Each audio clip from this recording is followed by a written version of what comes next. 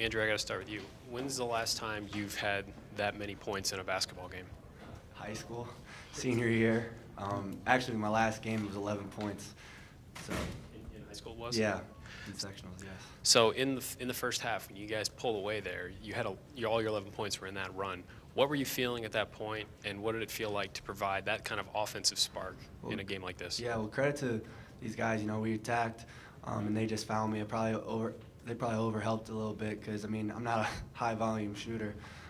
So, I mean, just to knock those down was a great feeling, just kind of give them a boost and get that 12-point lead going into the second half.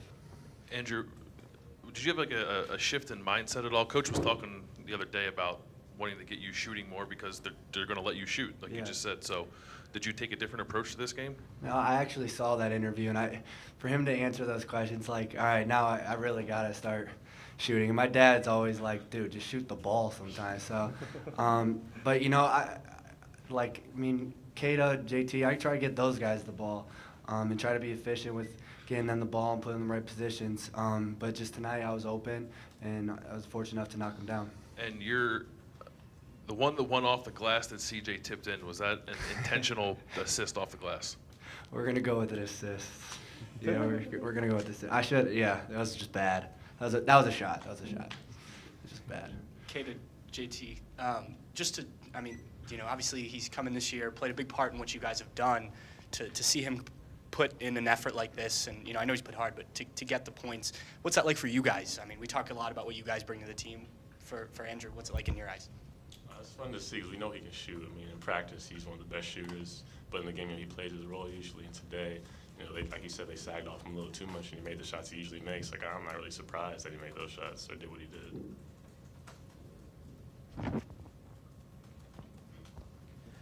I was about midway through the first half, and I think you were down 7. Holtman called a timeout and seemed pretty animated in the timeout. What was he saying to you guys at that point, and what needed to change? Because then obviously it did pretty quickly. Defensively, we just weren't playing up to the standards that we played. We weren't guarding the ball screen. We weren't pressuring them. So, and I mean, that's one thing Coach Holtman is all about is defense. Our defense transitions to how well we play on offense, and you know, I think that timeout, you know, it kind of, you know, got at us and we got it going. Well, was any of that a case of, you guys talked about being on guard, of not getting too high after such a big win on Sunday? Did that have anything to do with the start? I wouldn't say that.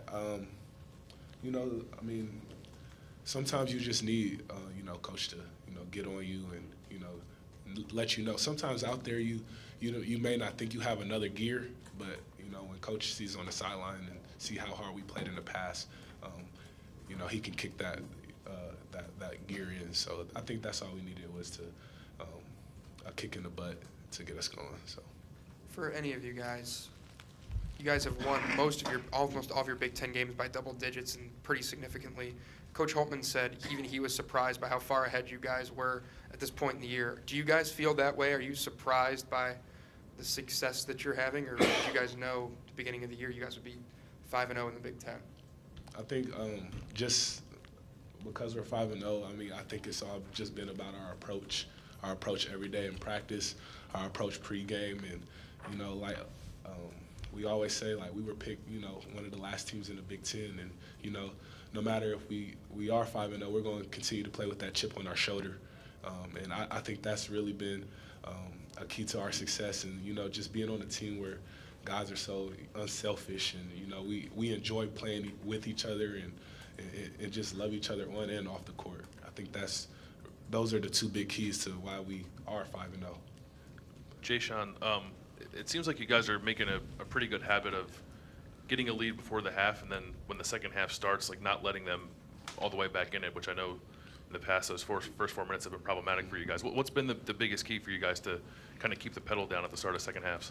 Like you just said, we just try to take it war by war, 4 minutes by 4 minutes, try to win as many 4-minute wars as we can. And, you know, just being here for, you know, going into my 4th year, and, you know, these two guys being on teams, they know how important the start of the second half is. You can, you know, depending on how you come out, it can be a dogfight, it can be a grind, or, you know, you can, you know, try to take take teams out of their game. So I think that's just been the mindset that we've had going in the halftime.